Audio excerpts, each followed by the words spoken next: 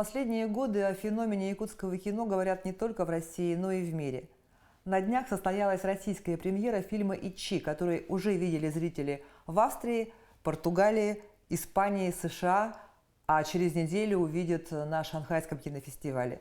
Такого ажиотажа вокруг якутского фильма в столице, наверное, еще не было. Фотографы на красной дорожке не успевали переключаться с одного звездного гостя на другого. Когда узнали, что будет Ичи, все начали звонить, звезды звонят, начиная от Бузовой, заканчивая Водонаевой. Говорят, это же интересное кино? Я говорю, страшное. Я говорю, люблю страшные фильмы. И это первый отечественный, наверное, настоящий отечественный крутой хоррор. Нам хочется эмоций, наверное, мы получим эмоции. И сегодня очень много известных людей, блогеров, человек 100 блогеров, общий охват людей, которые сегодня придут и посмотрят фильм с подписками там, по 1 миллиону человек, по 2. Где-то 12 миллионов человек увидят в сторис кусочки Ичи. Круто?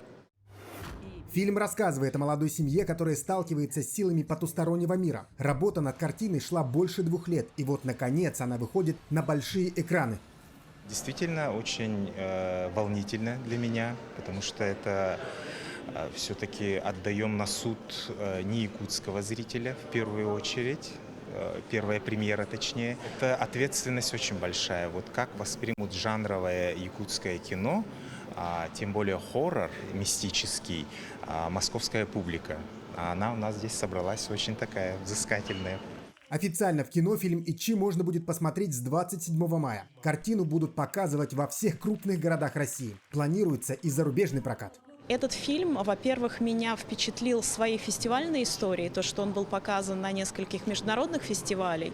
Потом меня восхитило, как фольклор в нем обыгран, и мне кажется, что аудитории по всей стране очень интересно узнать детали культуры Якутии. И мне очень хочется верить, что аудитория будет его активно смотреть во всех городах, не только в Якутии, и мы сможем привлечь широкую аудиторию в кинотеатры. Сейчас идут переговоры, наши дистрибьюторы готовятся к Каннскому кинорынку. После него уже определятся страны. Но на сегодняшний день мы точно знаем, что это Юго-Восточная Азия, Америка, Канада, само собой, страны Европы, Африка и прочее, прочее. Ичи уже успел стать участником нескольких международных кинофестивалей. И на этом его фестивальная судьба не заканчивается. В скором времени съемочная команда будет представлять якутский хоррор на одном из престижнейших смотров. А пока каждый может составить свое мнение о новом фильме в кино. Это программа «Якутия Лайв». Меня зовут Ирина Ефимова. И сегодня у меня в гостях кинопродюсер Марианна Сегин. Здравствуйте. Здравствуйте. Сегин Марианна Львовна. А что означает? Росомаха. Она мне ничего не рассказывала. А где вы учились? Я училась в ЕГСХ, работала не по профессии. Может, это актриса? Если бы я была бы спортсменом, я бы мечтала попасть в Олимпиаду. Убрать зевак! На краю света люди снимают кино. Снято за 3 копейки. Ночи, как снимать так дешево. Могу я посмотреть запись? Нас заметили за рубежом. Кумира целого поколения. Я могу сказать, что я фанат фэнтези. Only якутская история. Работа над картиной шла больше 2 лет. Я чувствую себя очень счастливым человеком. Марианна Сегин известна республике в качестве кинопродюсера, создателя и руководителя кинокомпании «Ардайду». Все свои проекты она ведет, что называется, с нуля. Сама находит интересную тему, сама ею загорается и сама подбирает творческую группу. Как продюсер она работает над созданием качественного продукта. Продюсерские картины Марианны всегда становятся в республике кассовыми хитами. Будь то фильм о якутском певце Аио Ала, который снимал режиссер Эдуард Новиков, будь то детектив «Мой убийца», где работал режиссер Костас Марсан. А сейчас у Марианны и Костаса состоялась премьера нового фильма, мистического триллера «Ичи». Фильм снимали 3 года. 3 года мы готовили наш продукт. И в прошлом году как раз-таки после кинофестиваля мы хотели сделать премьеру. Но из-за пандемии все затянулось, и мы, в общем, не стали долго держать фильм и решили выпустить даже во время таких ограничительных мер.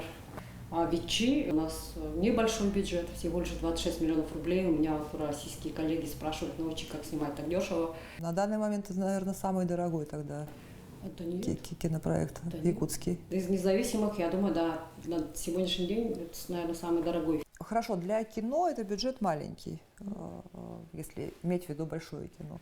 Но для якутского кино, для независимого продюсера это большая сумма. Как вы их нашли? 40% это наши деньги, заработанные на «Мой убийца», мы вложили именно на будущий проект. 60% это займовые деньги. То есть мы взяли займ, чтобы снять свое кино. Все, мы должны вернуть его с процентами. В фильме «Ичи» была привлечена российская актриса. Расскажите о ней, как проходил кастинг и почему ее, или не было кастинга, вы просто ее попросили, и она согласилась? Да, действительно, мы провели кастинг в Москве, пришли замечательные актрисы, действующие, известные начинающие актрисы. На самом деле мы выбрали другую актрису. Ее зовут Елена Николаева, она очень популярная на телеканале СТС, «Мамочка» сериал. Мы сразу определили нашу героиню, но у нас были разногласия с Первым каналом по ее графику. И нам надо было срочно заменять актрису, и мы стали искать. Оператор предложил Марину Васильеву. Мы провели кастинг, посмотрели, она записала пробу, отправила, она понравилась режиссеру.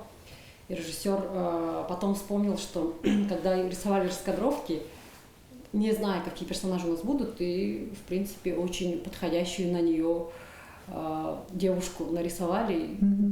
В общем, режиссер определил, что это будет Марина. И мы ее пригласили. Российская актриса Марина Васильева является выпускницей школы-студии МХАТ.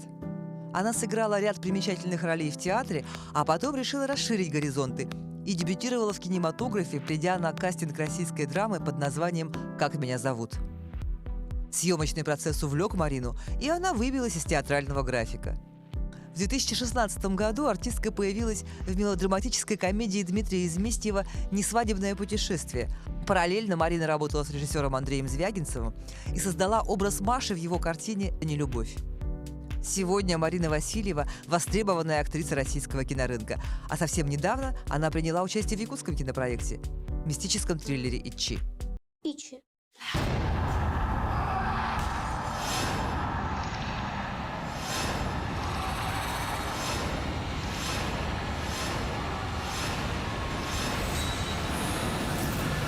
Почему вы изначально решили провести кастинг в Москве? То есть не пытались тут искать среди актеров русского драмтеатра? После «Мой убийца» мы целенаправленно стремились сделать качественное кино якутское, но уже с привлечением, возможно, российских актеров. И это было задумано еще на стадии написания сценария, что будут приглашены актрисы. Это продюсерский ход, да. Помог этот ход? Я думаю, да. Марина Васильева очень известная актриса. Сейчас у нее ряд потрясающих работ. Марьяна, а правильно ли говорить, что это якутский фильм? Или это уже не якутский фильм?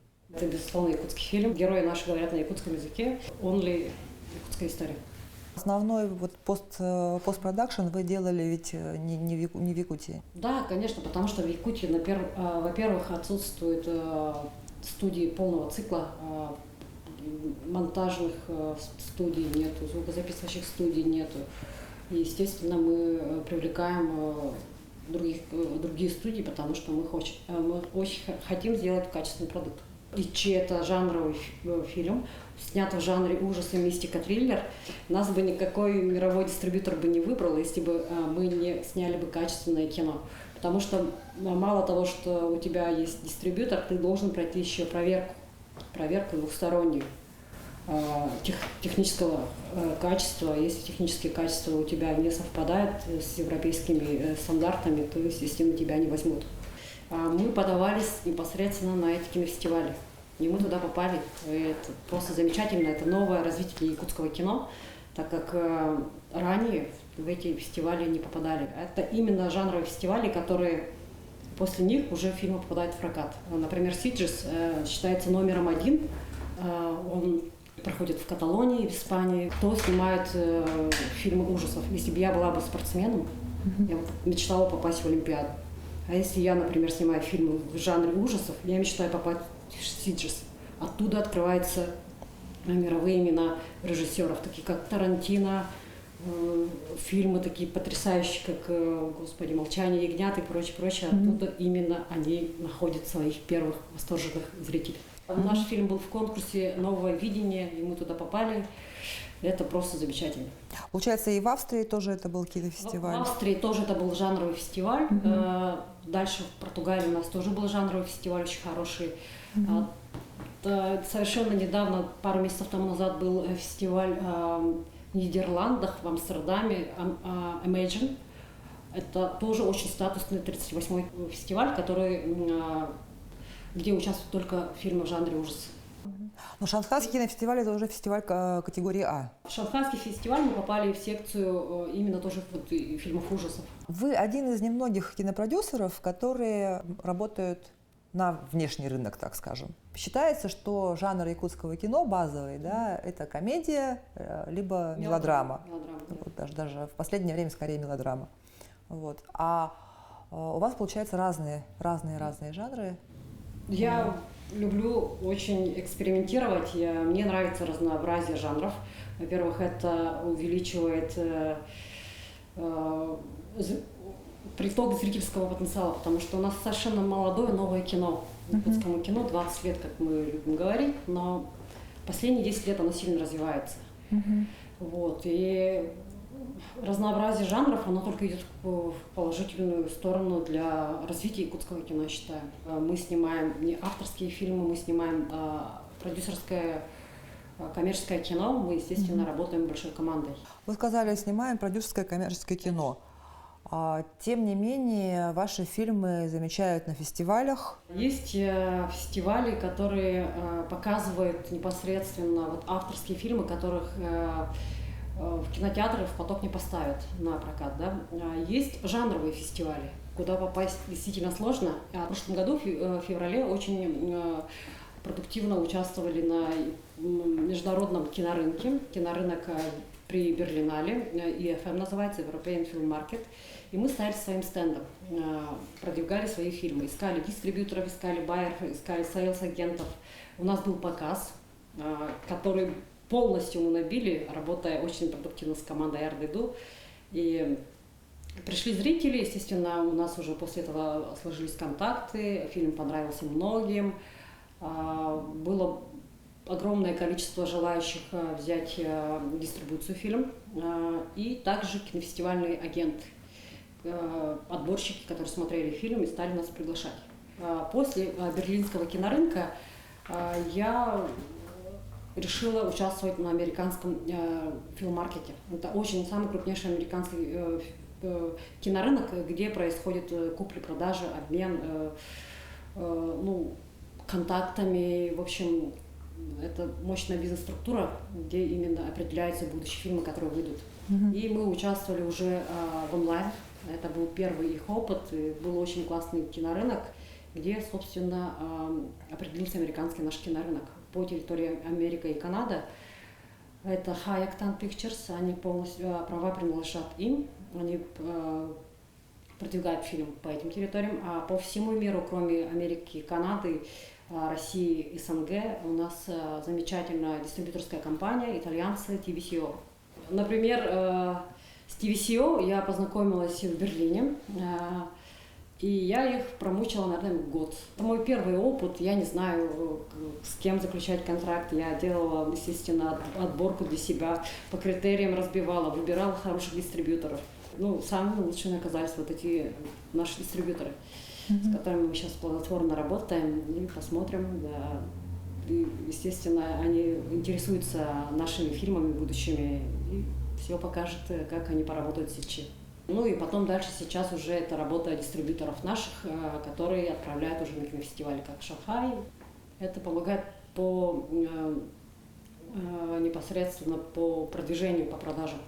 А российский прокат широкий? Широкий российский прокат. Дистрибьютором выступает у нас Капелла Фильм. Это замечательная компания, которая прокатывает очень стильные, потрясающие кассовые фильмы. Скороносные, например, «Зеленая книга» в прокате по России они собрали более 500 миллионов рублей. Еще по одной, тоже скороносный фильм. И у них очень классный отбор. очень хорошие фильмы. Я рада, что они нашли дистрибьютора по России. А где вы учились?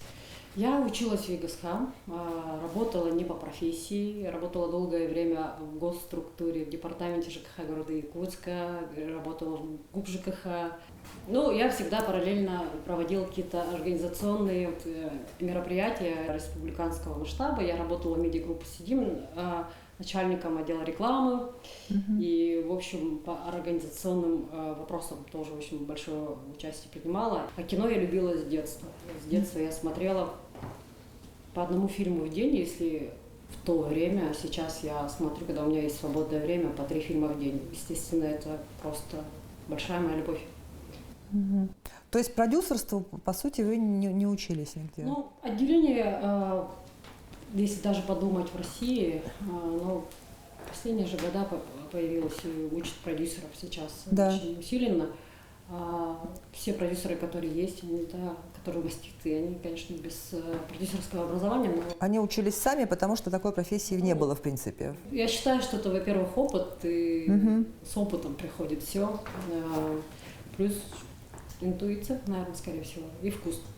После первого фильма я поняла, что это мое, и я пошла, написала заявление, открыла кинокомпанию.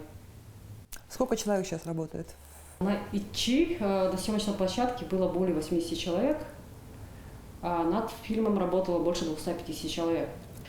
Так, постоянно в кинокомпании работает у меня 6 продюсеров. Исполнительные продюсеры, линейные продюсеры, промо-продюсеры, замечательные ребята. У нас есть сайт ardaidu.com, там можно с каждым ознакомиться. Ребята учатся, набираются опыта. Я уверена, что в будущем они сотворят прекрасные фильмы. Кстати, есть такое мнение, что в якутском кино не хватает сценаристов. В якутскому кино не только сценаристов не хватает, в якутскому кино многих специалистов не хватает, но одна из больших пробелов – это, конечно, сценаристы. Поэтому вот ИЧИ, например, мы прибегли к тому, что пригласили российских сценаристов. Если я не ошибаюсь, ваш первый проект как продюсера был «Покидая благоухающую гавань» с Сюзанной Оржик. Абсолютно верно. С Сюзанной мы познакомились именно на таком одном из мероприятий. Дальше ставили спектакль «Самая везучая дура» с Яной Угаровой в главных ролях. И Сюзанна была режиссером, я продюсировала этот спектакль. После спектакля мы решили снять кино, точнее, Сюзанна хотела снять кино, а я, в общем, выступила продюсером. Вот первый проект, наша проба пера «Покидая благоухающую гавань». Мы неплохо собрали по тем временам, люди тогда не были готовы к такому фильму. Сейчас, если многие нам пишут, что пересматривая фильм, они понимают, насколько это актуальное, интересное, классное кино. Я сама люблю этот фильм «Покидая благоухающую гавань». Я каждый раз смотрю, и это как первенец, наверное, скорее всего. Наверное, единственный фильм свой, который я пересматриваю.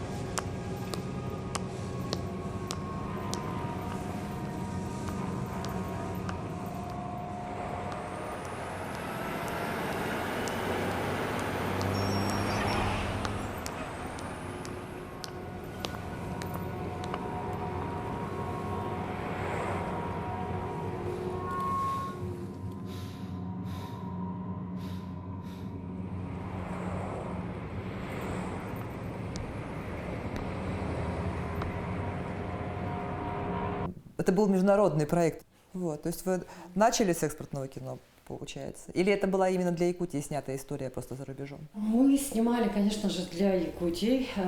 Мы всегда снимаем, опираемся на наши истории, на наши, в общем, ментальности. Но истории, получается, да, интересными не только локальному зрителю, но и более широкому зрителю. Вы изначально ориентируетесь на экспортное кино? Да, действительно, после успеха «Мой убийца» мы целенаправленно готовились создавать экспортное кино. целились на российский рынок. Получилось так, что нас заметили за рубежом, и это полностью экспортное кино. «Мой убийца», если зрители могут посмотреть на стриминге Amazon Prime, то ИЧИ уже могут увидеть в 130 странах уже по телевидению, по стримингам, в кинотеатрах, и мы очень рады. «Мой убийца» насколько был коммерчески успешен? Проект, он изначально был в плюсе, потому что я его сняла за 5100 в 2015 году. Это были привлеченные деньги наших партнеров. В этом фильме очень много product placement, он полностью напичкан рекламой и спонсорские деньги. То есть, когда мы выходили в прокат, мы уже были в плюсе. У вас все проекты ведь успешные? Ну, Аюала, я помню, тут вообще был прям... Аюала, конечно, успешный проект. Лабытым ратта. Перелербін бәм айыбын, бәм оңырабын. Бігінеме бір концеркатура. Вася оттықты қора күнний. Нубан доғылады. Улахан концерт бұл. Кері бір оты кәлі. После Аюала, режиссер Эдуард Новиков, вот. И получается, а с Марсаном это уже второй проект. С Марсаном, да, действительно, это второй проект, как режиссер, но на Костаса работал, вот именно он монтировал «Покидай благоухающую гавань», там наша судьбоносная встреча как раз-таки и произошла. Далее он монтировал «Семенчик» фильм, тоже в нашей кинокомпании, режиссер Марина Калинина. Дальше он выступил вторым режиссером на Аюала, тоже монтировал этот фильм. И уже целенаправленно я доверила ему проект Сайсары Кюрге «Мой убийца». На высшие курсы сценаристов и режиссеров Костас Марсан поступил уже после того, как окончил исторический факультет Якутского государственного университета и успел поработать телевизионным режиссером национальной вещательной компании «Саха». Его мастерами в киношколе были Владимир Фокин и Алла Сурикова. Как признается сам Костас, курсы сильно на него повлияли. Поступал он туда с одним видением кино, а вышел с абсолютно другим. Испытывая двоякое отношение к киноискусству, Марсан вырабатывает свой стиль, что не мешает ему завоевывать призы на различных российских и международных фестивалях. В этом году в прокат вышел очередной фильм Костаса Марсана, мистический триллер «ИЧИ», бюджет которого исчисляется миллионами. То есть вы вырастили своего режиссера, получается? Можно так сказать?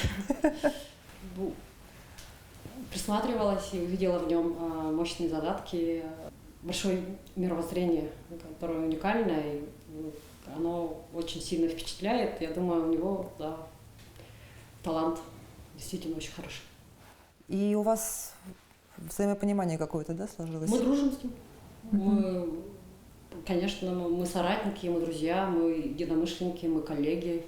То есть ИЧИ — это не последний ваш совместный проект? Ну, и в будущем, конечно, мы будем работать. Сразу скажу, что у моей кинокомпании в данный момент несколько проектов, где Костаса нет, потому что это не его жанр.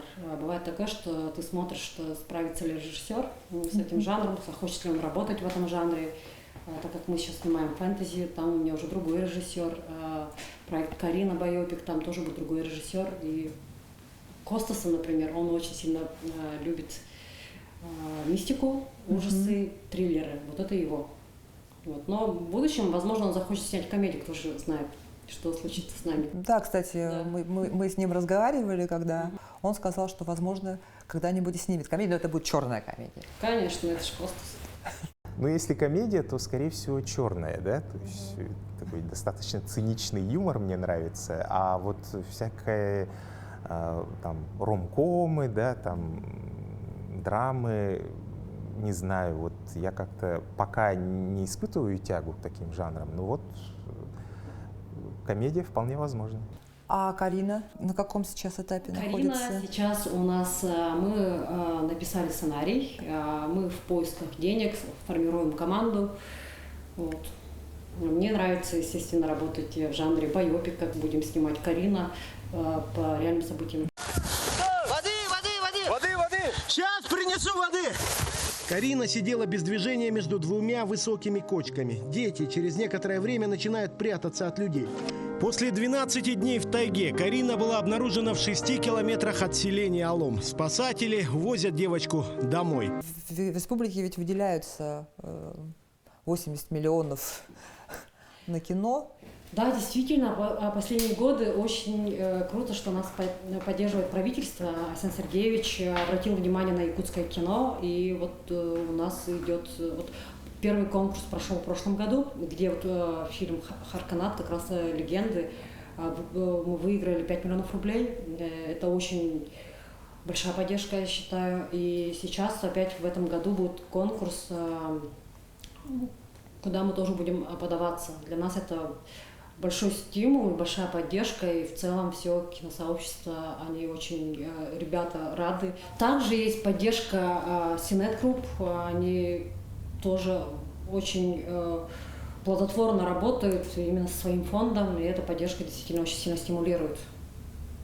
И подталкивает снимать еще больше фильмов, и для, так же, как и для маститых аксакалов, также и для молодых специалистов кино. Я смотрю те фильмы, которые я считаю действительно интересными, я покупаю билет, я иду в кинотеатр. Если у меня нет такой возможности, я смотрю уже на стриминге, с Хамуви, если они выходят, либо же на других стримингах. Я очень рада, что в последнее время ребята тоже стали выходить на стримингах, то есть не ограничиваться нашим локальным рынком, и это очень здорово. Чем больше говорят о якутском кино, это просто великолепно для нас, для всех. И мы все работаем в одном направлении, и это замечательно. Еще, кстати, один из стереотипов о якутском кино, помимо того, что это снято за 3 копейки, есть еще такой стереотип, что это такая группа единомышленников, и почему получается за 3 копейки, потому что все делают по дружбе и бесплатно. Любой труд должен вознаграждаться, будь то, не знаю, гайфер, человек, который ставит цвет, ну, будь то там повар, естественно. Но все мы так начинали. Я на Айола, я сама помогала таскать оборудование, ну, это актеры могли у нас быть водителями и прочим, но надо стремиться к совершенству всегда. Как вы считаете, вообще индустрия кино, она у нас сложится когда-нибудь? Или у нас уже есть какая-то мини-индустрия? Если бы не наши зрители, не уверена, у нас была бы история, как и с другими регионами России. Все изучают феномен якутского кино, все регионы мечтают, чтобы у них также энтузиасты снимали кино, потому что мы в первую очередь не только делаем развлекательный контент, мы даем работу. Вот феномен якутского кино, он, по-вашему, в чем? Все поражаются тому, что где-то в 6000 километрах от центра, там, на краю света, люди снимают кино на своем языке, а оно еще окупается.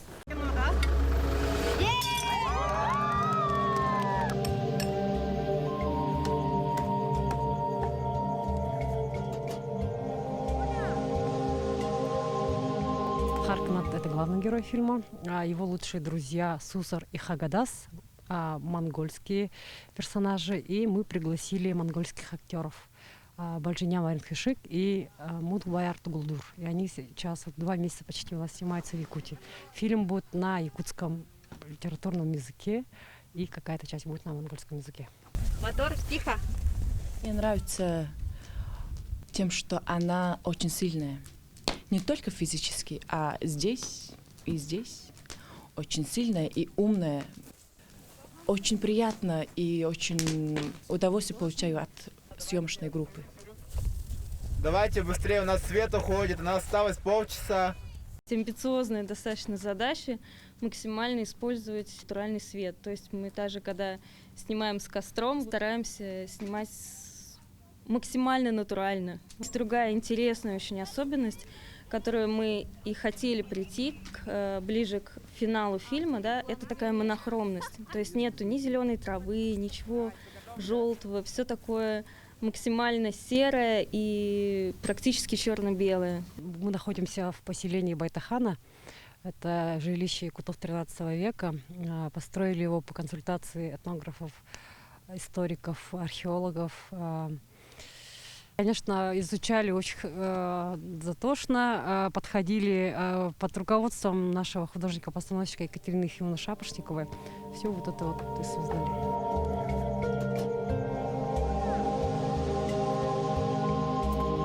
Фэнтези меня давно очень сильно интересовал. И буквально в октябре, в ноябре прошлого года я прочитала сценарий, который написал Прокопий Бурцев. Ну и мы начали работать по этому сценарию. Посмотрим.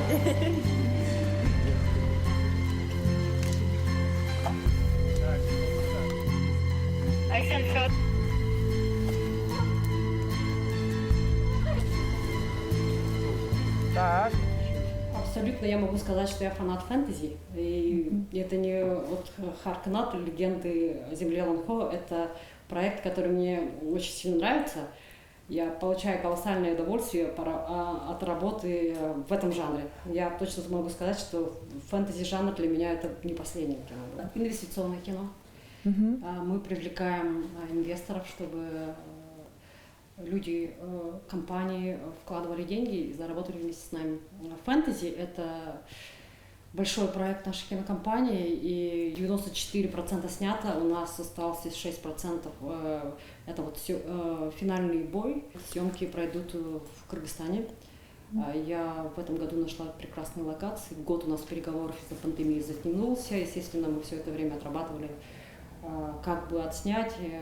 Но, как говорится, пандемия все решила, и у нас, так как актеры привлечены, монгольские актеры, они сейчас, Монголия закрытая страна, и мы сейчас ждем открытия границ, чтобы отснять. В проекте будут участвовать казахстанские актеры. Фильм на якутском языке, на очень красивейшем литературном языке и на монгольском языках. Работает над проектом, значит, казахские специалисты, это каскадеры студии Nomad Stance, это ребята, которые работают с Диснеем, с Netflix, ставили бои к таким замечательным фильмам, как «Марко Поло», сериал Netflix, «Мулан» последний диснеевский, господи, с Киану Ривзом, 47 Ронинов и прочее. У них огромная фильмография. Руководитель Жайдарбек Кунгужинов, у меня с ним потрясающие отношения. Я предложила ему выступить постановщиком нашего фильма. На самом деле я планировала, что мы сами отснимем в Якутии. Но увидев нереально большой интерес к нашему продукту на кинорынках, я поняла, что мне надо делать еще лучше. И, естественно, я привлекла Жайдарбека Кунгужинова. Вот. Сейчас идут у нас репетиционные работы, больше 20 специалистов, каскадеров репетируют.